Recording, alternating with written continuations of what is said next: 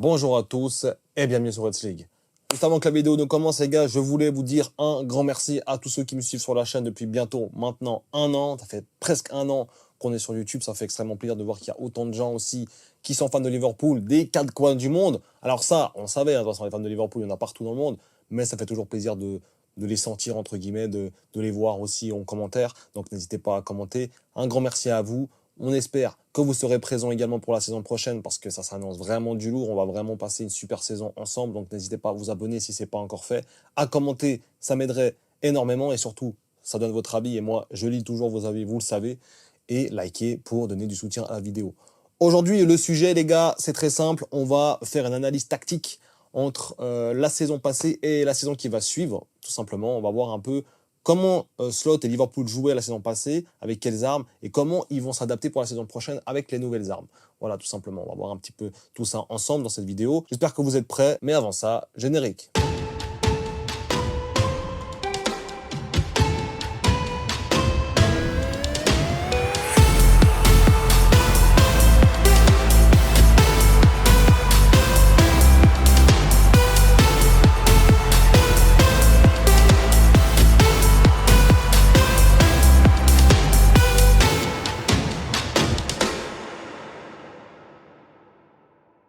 Donc, les amis, on va rentrer directement dans le vif du sujet, comme ça je vous propose que ça va être carré. J'ai mis la casquette parce qu'il fait vraiment très chaud et j'ai pas envie de choper une insolation, je sais pas quoi les gars. On s'est déjà tapé un foot hier, c'était suffocant la chaleur. Mais bon voilà, les sportifs on kiffe ça. Enfin bref, on va voir maintenant directement la composition de l'année passée. Je pense que vous la connaissez tous. C'est un 4-2-3-1 classique de Liverpool de cette saison 2024-2025, parce qu'il faut se dire que Liverpool a toujours joué en 4-3-3 avant ça. Ça n'a jamais changé avec Klopp. C'était pendant 8 ans quasiment que du 4-3-3. Alors peut-être qu'il y a eu des exceptions au début. Ça s'adaptait à certains matchs forcément, mais en général, c'est toujours du 4-3-3. Et bah, cette saison, les amis, nous avons eu un 4-2-3-1. Donc, on aurait pu se dire, ok, ça change quand même radicalement le style de Klopp, dans le sens où un 4-2-3-1, c'est quand même une composition un peu plus, un dispositif, on va dire, un peu plus reculé, où ça donne un peu plus de densité au milieu et dans les ailes, un peu plus compact. Après, offensivement, forcément, tu as moins de largesse, donc tu arrives peut-être moins à créer des occasions. Malgré tout, Liverpool, cette saison, a créé énormément d'occasions tout au long de la saison, donc ça n'a pas été un problème pour eux. Mais c'est quand même une formation qui donne plus d'équilibre. Tu as moins de déséquilibre qu'un 4-3-3, par exemple. Donc forcément, déjà ça, c'était le grand changement et la révolution de Slot.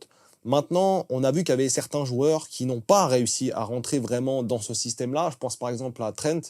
Pour moi, Trent, entre nous, hein, c'est sa pire saison à Liverpool, statistiquement parlant. Au niveau de tout, au niveau du jeu, au niveau comment tu le voyais jouer, c'était vraiment pas top.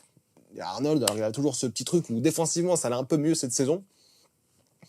Mais sinon, offensivement, c'était pas le néant. Mais voilà, il y avait beaucoup de blessures, mais c'était pas incroyable non plus. Alors, il a fait le but contre Leicester, il y en a beaucoup qui me le rappellent. D'accord, si c'est pour ça, Darwin Nunez a aussi fait un doublé contre Brentford qui nous a sauvés.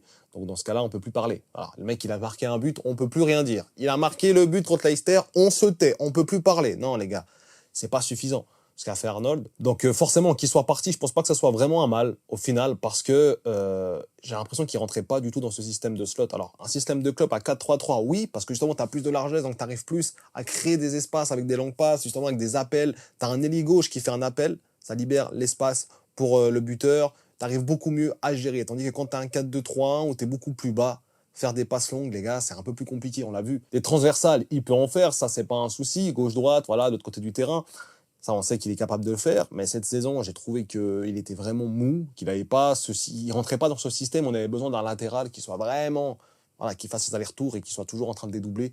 Ce qu'il faisait très peu. C'était vraiment un latéral d'appui plutôt qu'un latéral de débordement. Forcément, quand on voit ça, on se dit que Arnold rentrait pas dans le système de slot. Pour moi, c'est évident. Un Bradley arrivait beaucoup mieux et était plus impressionnant, pas parce qu'il est meilleur, parce que dans le système, il s'intègre mieux. Là où Arnold, c'est complètement l'inverse, par exemple. Donc voilà, c'est aussi un peu pour voir ça. Si on regarde un petit peu, voilà, on a vu la composition, si on regarde un petit peu, pour faire un petit comparatif de ce que je pense pour la saison prochaine, on avait cette composition-là, ok, très bien. On a ce 4-2-3-1 avec un point, tout ça, Szoboszlai en 10, des Salah et Diaz ailier, pardon, McAllister, Gravenberch, voilà, classique de Liverpool de la saison passée. Ce qui faisait que quand tu avais par exemple un jeu de possession assez haut, où tu as Szoboszlai par exemple qui vient par exemple presser plus bas, qui restait vraiment en appui en haut, Salah qui était très rarement en train de défendre, ce qui donnait un petit peu ça souvent, et Diaz qui faisait beaucoup d'efforts lui aussi, ce qui donnait vraiment une attaque, on contre-attaque avec Salah. Et après ça se projette très vite, hein. Il suffit juste que Szoboszlai trouve Salah, ça monte, t'as Diaz aussi qui peut faire l'effort aussi pour faire les appels, qui reste généralement en appui. Il l'a pas bien fait durant cette saison, que ce soit Nunez, ils n'arrivaient pas à avoir ce rôle de pivot, en fait, tout simplement. Quand tu joues en 4-2-3-1, tu as besoin d'un pivot. Là où le faux neuf peut être pertinent, mais il faut vraiment un faux neuf de qualité. Là, on jouait avec quasiment 3 ailiers, les gars. Quand on jouait à Liverpool, des fois, il y avait aussi des Gakpo, je ne l'ai pas mis, mais on jouait quasiment avec 3 ailiers en attaque. On n'avait pas un attaquant de pointe qui est capable de faire un pivot. Nunez était capable de le faire. Diaz, alors, niveau pivot, jeu de tête, non, mais il était capable de vraiment attirer les défenseurs pour pouvoir faire projeter les deux autres ailiers, ce qui n'est pas capable de faire, ce que Nunez n'est pas capable de faire non plus. Donc forcément, on avait des profils un petit peu différents, mais qui n'arrivaient pas à s'adapter réellement dans ce système. On a du coup, je disais pour ma contre-attaque, voilà, c'est les attaques types, avec un Salah et Jota qui restaient en pointe, Szoboszlai, McAllister, Gravenberch, qui est un peu plus bas que McAllister, et un Arnold qui était vraiment en appui, en fait, tout simplement. Toujours les ballons passaient par lui, voilà, les ballons passaient par lui, et ça lançait des transversales, mais le problème, c'est que c'est trop compact, pas assez large, pas assez élargi comme un 4-3-3, où là, c'est vraiment, ça s'étend sur tout le terrain, t'as vraiment la place de faire des passes comme ça. Là, lui, il pouvait pas vraiment le faire cette saison-là, parce que forcément, quand tu as un jeu plus dense, comme je l'ai déjà dit, c'est compliqué de faire des passes longues, jouer avec des longs ballons. Donc voilà, on avait vraiment ce système-là, et du coup, c'était vraiment des combinaisons, on va dire, où Salah jouait carrément en 10, hein, carrément, avec Szoboszlai qui était vraiment plus bas au final, et tu avais vraiment en phase de possession quasiment. Voilà, c'était en phase de possession, les gars, si vous avez vraiment vu les matchs de Liverpool, on voyait que c'était plus ou moins comme ça. Et un Arnold pouvait des fois monter, effectivement, c'est un latéral, et puis un Salah venait plus dans l'axe là. Mais c'était très rare qu'il prenait ce couloir-là. Très, très rare. Franchement, vous voyez les matchs, c'est assez rare. Et quand il le prenait, c'était juste pour faire le débordement, entre guillemets. C'était juste pour faire l'appel, entre guillemets. C'était pas pour véritablement créer du jeu, de l'occasion. T'as l'impression qu'il le faisait parce qu'il fallait le faire. Parce que c'est les consignes du coach. Pas parce qu'il voulait vraiment créer une occasion comme ça. Et c'est des fois un peu ce que je reprochais à Arnold la saison passée, c'est que il manquait pour moi de leadership, il manquait vraiment de sa superbe, en fait, tout simplement. Il a été pour moi en dessous, largement en dessous. Là où aussi, hein, on a voilà, les deux défenseurs centraux qui montent assez haut. Voilà, on a un Gravenberch, McAllister un peu plus haut. Là, tu as un Robertson qui peut des fois faire les efforts. Il faisait beaucoup plus les efforts qu'un Arnold, par exemple. Là où après, tu as vraiment se projeter. Tu as un Diaz qui peut se mettre là, dédoubler. Et là, après, ça jouait. Voilà, on connaît un Diaz. Ça peut faire des 1-2, tac, tac, tac, Salah avec Szoboszlai. Voilà, on connaît, ça pouvait jouer comme ça en triangle. Il y avait aussi des fois Arnold qui montait, Salah qui se plaçait un peu plus en appui, Szoboszlai qui se met plus haut, et là on avait vraiment, voilà, quasiment Robertson en rôle d'ailier des fois.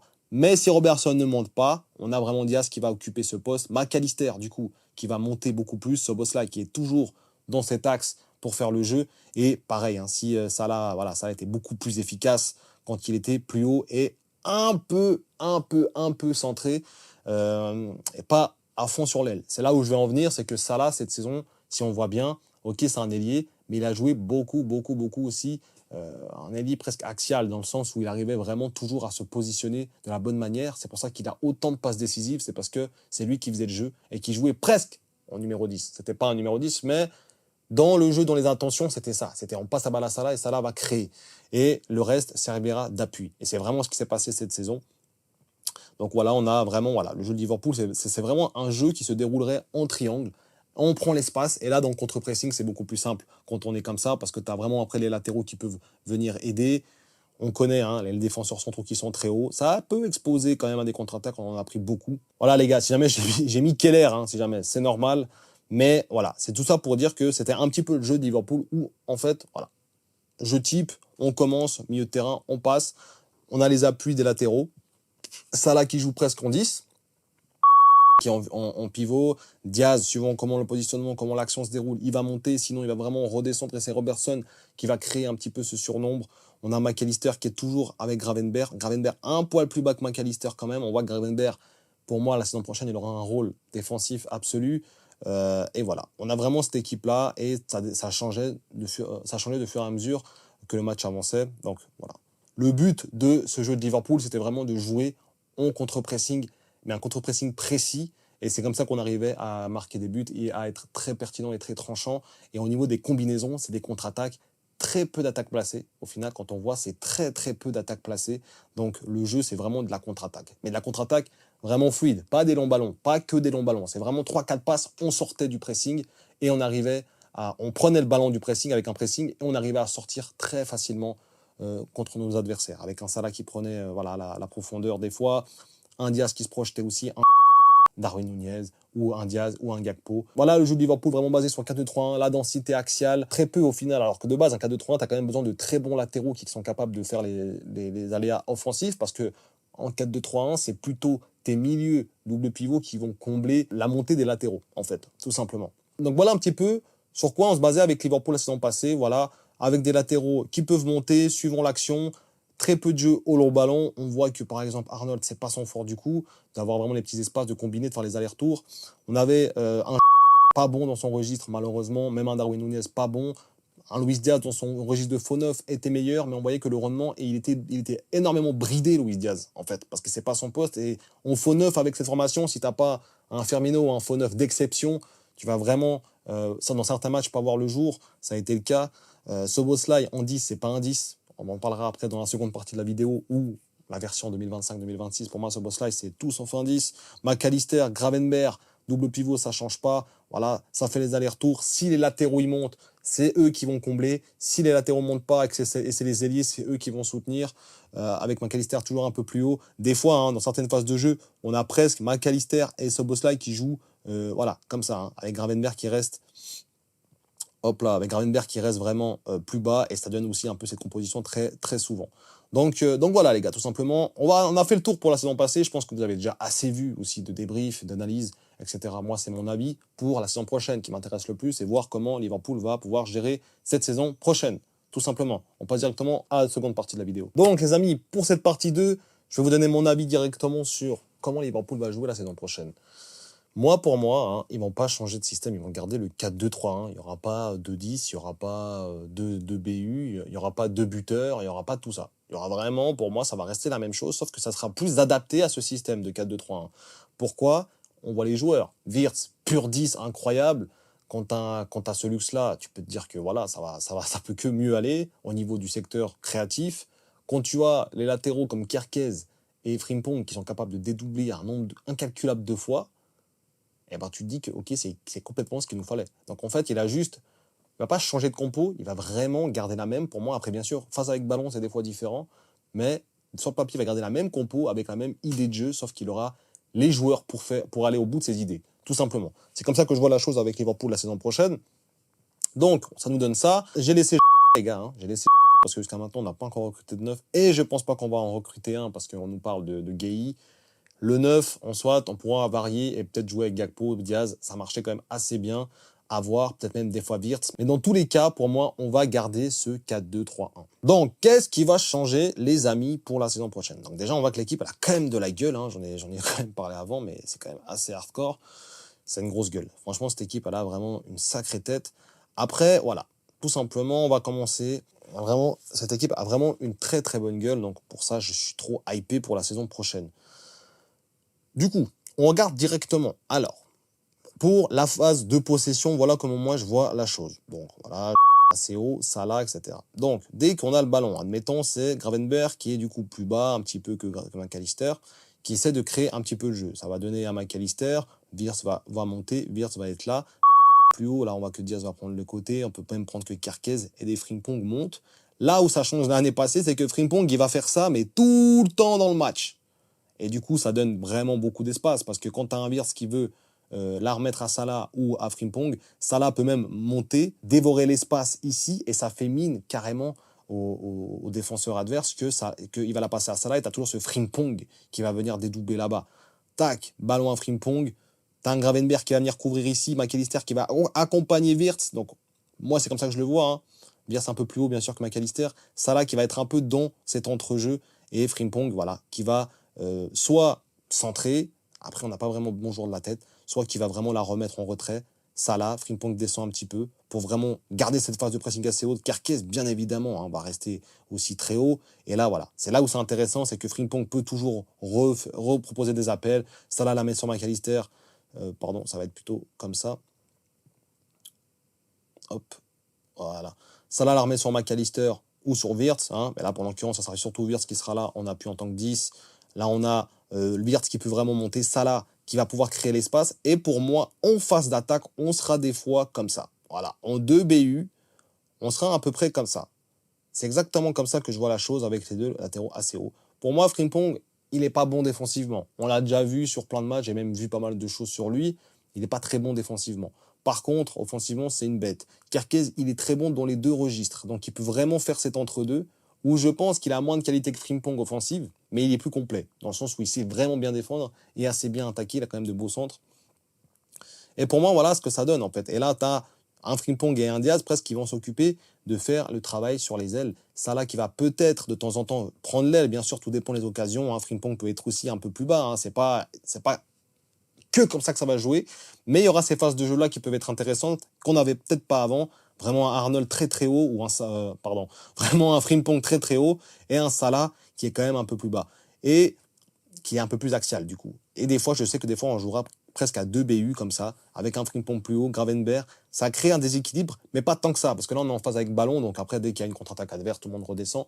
Mais je pense que c'est beaucoup plus intéressant que la saison passée. On le voit qu'il y a beaucoup plus de mouvements, que Frimpong est capable de faire ce déplacement tout le temps, que Salah sera capable de jouer un peu plus dans l'axe, mais un petit peu excentré quand même, qui va essayer d'occuper l'attaque de pointe, en tout cas, peut-être que ça pourra changer, et un Diaz qui va s'occuper aussi, qui aura plus ce boulot à faire. C'est là où c'est très intéressant, c'est que Luis Diaz et Kerkez vont pouvoir permuter vraiment pas mal du tout. Parce que Diaz est capable de défendre aussi, il a fait beaucoup de retours défensifs, et Kerkez est capable de faire aussi un peu des deux. Donc eux, c'est vraiment assez imprévisible. Ils pourront vraiment combiner ensemble, et on ne sait pas vraiment qui sera le plus pertinent. Alors on sait très bien que Diaz est plus pertinent en attaque, mais dans les courses, dans les appels et dans les passes, dans les centres, Kerkez sera pour moi beaucoup plus pertinent.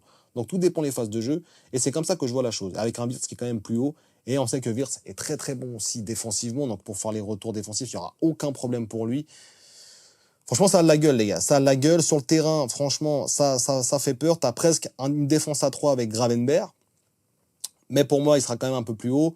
Parce qu'on voit que pour moi, le moins pertinent offensivement, c'est Gravenberch. Forcément, il a un jeu plus reculé. Dans tout ça, tu peux rajouter un Szoboszlai qui, pour moi, ne jouera pas 10, jouera vraiment à la place de McAllister pour vraiment faire les pressings. Pour les plus fidèles de la chaîne, j'avais déjà dit que moi, Szoboszlai, je ne le vois pas en 10. Je ne le vois pas du tout en 10. Pour moi, Szoboszlai, c'est un pur 8. Il a même dit lui, mon poste, je pense que c'est plutôt en 8. Il a toutes les caractéristiques d'un 8. Il ne faut pas imaginer qu'on va mettre Szoboszlai en 10. Pour moi, si on regarde Harvey Elliott qui nous a tapé un Euro U21 incroyable, en 10, voilà, pour remplacer Wirtz, c'est aussi très très bien, les gars. On ne va pas se mentir actuellement. Donc pour moi, non. Szoboszlai va jouer en fait son backup un peu en 8 avec, à la place de McAllister. Voilà, ils vont permuter un peu les deux suivant les matchs. Et Gravenberch, il y aura toujours ce Endo qui va pour moi pas beaucoup jouer si Gravenberch reste et n'est pas blessé. Voilà un peu ce que ça nous donne. Donc on a un Frimpong très haut, un Diaz très haut, un Wirtz qui peut vraiment être entre les deux, mais qui peut aussi vraiment se projeter, donner un soutien ici. Salah qui va pouvoir aussi un peu s'écarter, laisser de l'espace. Diaz qui va pouvoir aussi monter, Frimpong qui peut vraiment faire ce rôle-là, mais il va beaucoup moins descendre. Alors tout dépend. En phase défensive, bien sûr qu'il descendra, mais en phase possession, il va pas se dire je vais descendre pour si jamais on se prend un contre. Parce que tu auras Gravenberch qui va s'occuper de ça ici, presque défense à 3 avec ballon, ce qui donne vraiment pour moi une attaque un peu comme ça, tout simplement. Avec Wirtz et McAllister qui est plus haut, Salah qui va vraiment partir plus haut. Et McAllister, ça donne vraiment, pour moi, en phase de possession, c'est presque comme ça que ça va donner, les gars. Donc, c'est quand même pas mal, je trouve. Il n'y a pas vraiment de déséquilibre, parce que même si maintenant, l'équipe part en contre-attaque, tu as de toute façon un Kerkez qui va être en soutien, tu as de toute façon les deux défenseurs centraux qui sont là, ça coulisse très très vite. Frimpong pourra faire les retours aussi s'il le faut. Donc non, pour moi, je vois vraiment un jeu comme ça, on le voit, c'est vraiment presque 4 attaquants. Ce qu'on avait avant, si on regarde bien, c'est ce qu'on avait avant aussi, mais on n'arrivait pas vraiment à fructifier ça de manière assez récurrente. Alors on a été très fort la saison passée, mais on a quand même eu des gros moments de blanc. Il y a quand même des matchs où on a été quand même assez cata au niveau du jeu, qu'on a quand même gagné, parce que on va dire c'est la puissance du champion. Mais sinon, il y a quand même des matchs la saison passée où tu vois que c'est un peu le néant. Il se passe pas grand chose, on marque des buts sans vraiment de conviction, avec un peu de chance. C'est pas des actions vraiment, véritablement créées. Là, on a vraiment l'inverse pour moi. Si on a ce genre de composition, les gars, avec ballon, c'est juste incroyable. Voilà, c'est juste incroyable. Moi, c'est comme ça que je vois la chose. Maintenant, si vous voyez autrement, n'hésitez pas à le dire en commentaire. Presque Gravenberch qui joue en 3D, qui descend plus bas, Kerkez en soutien, et voilà, Wirtz un peu plus haut, McAllister un peu plus bas. Pour moi, voilà. Après, ça se modèle. Après, ça se placera en fonction de l'action. Forcément, ça va pas être que comme ça, les amis. Mais en tout cas, c'est comme ça que moi, je vois la chose. N'hésitez pas, vous, à me dire en commentaire comment vous voyez la chose. Du coup, voilà. Au niveau des joueurs, pour moi, c'est comme ça. Szoboszlai va pas aller en 10. Szoboszlai, pour moi, va rester en poste numéro 8 en backup de McAllister. On aura Gravenberch avec Endo en backup. Kerkez, Robertson. Frimpong avec Bradley. Bradley, ça va être très intéressant parce qu'il a ce rôle défensif beaucoup plus que Frimpong, donc il pourra vraiment combler suivant le match. Voilà, si maintenant on sort ça là, tu mets un Chiesa par exemple qui est un peu moins pertinent peut-être dans l'axe parce qu'il n'a pas ce pied gauche ou quoi, tu le mets plutôt plus haut sur l'aile, tu descends avec un Bradley qui est plus fort défensivement, il y a plein de choses à faire. Diaz avec Gakpo, on connaît, c'est pas le même style. Gakpo aime beaucoup plus rentrer sur son pied droit là où Diaz aime beaucoup plus dribbler et éliminer. Kerkez, on a vu jouer cette saison, c'était incroyable. Beaucoup de très beaux centres. Malheureusement, on n'a pas de bons réceptionneurs de centres. C'est un peu ça le problème, je pense, à Liverpool. C'est que on a des bons centreurs, on n'a pas forcément de bons réceptionneurs. Donc ça, c'est aussi une chose. Après, avoir Wirtz, il est capable aussi de marquer des buts de la tête. On l'a vu avec l'Allemagne. Kerkez qui va faire ce rôle-là, un peu moins que Frimpong, mais qui va pouvoir être aussi un petit peu complémentaire. Et McAllister qui reste là, si jamais plus bas, des fois en face plus haute, si maintenant on met une grosse pression sur l'équipe. Après, si on est comme ça, des fois Frimpong, ça n'a rien qui soit autant haut, il peut redescendre et ça joue en combinaison, tac, tac, tac, tac, tac, tac, tac, tac. Voilà. J'ai hâte de voir tout ça, les amis. J'essaierai de faire un peu plus d'analyse tactique pour la saison prochaine, donc si ça vous intéresse, n'hésitez pas à me le dire en commentaire. Et voilà, les amis, comment je vois un petit peu la chose. Donc, les amis, si on récapitule un petit peu, on a vu qu'il y avait quand même un petit changement, c'est que pour moi, ça ne va pas changer fondamentalement le dispositif. On va garder en 4-2-3-1, mais ça va mieux s'adapter. Frimpong plus haut, comme on l'a vu. Kerkez qui est capable de faire un petit peu les deux, qui va être entre les deux. McAllister qui va être plus haut que Gravenberch. Gravenberch qui va peut-être des fois en face de ballon pour moi rester presque en défenseur central, avec un Wirtz qui est très haut. Salah presque à côté de avec un Luis Diaz un peu plus haut. On a un Frimpong qui sera vraiment là en soutien pour faire les combinaisons avec Salah, si jamais pour déborder, etc. Pour libérer l'espace surtout. Donc on aura quand même, pour moi, la même composition. Ça ne va pas changer. C'est le jeu de slot. Voilà. En face de ballon, il y aura des petits changements et ça va surtout mieux s'adapter que la saison passée pour moi parce qu'on aura les joueurs pour. Wirtz, t'as un vrai 10. Frimpong, t'as un vrai ailier de débordement, un vrai latéral de débordement. Et Kerkez, t'as un vrai latéral de débordement très complet qui est capable de défendre aussi assez bien et vraiment de museler des ailiers. Hein. Je l'ai vu museler des ailiers quand même plusieurs fois cette saison. Il est capable aussi de faire de très beaux centres, de très belles frappes. Il est un peu l'entre-les-deux, c'est parfait. Il pourra jouer un petit peu plus bas en compagnie des fois de McAllister. Donc voilà les amis, comment je vois la chose. Dites-moi en commentaire encore une fois comment vous voyez la chose. On se retrouvera très prochainement pour une nouvelle vidéo de toute façon. N'hésitez pas à rester branchés car il y a beaucoup de vidéos qui arrivent. Il y a le Community Shield aussi dans pas très longtemps, dans un petit mois. Alors on aimerait bien voir le premier match. Liverpool Crystal Palace, on sera présent. N'hésitez surtout pas à vous abonner, à soutenir la chaîne, à dire en commentaire ce que vous en pensez. Nous, on se retrouve très prochainement pour une nouvelle vidéo. D'ici là, prenez soin de vous. Et surtout, n'oubliez pas...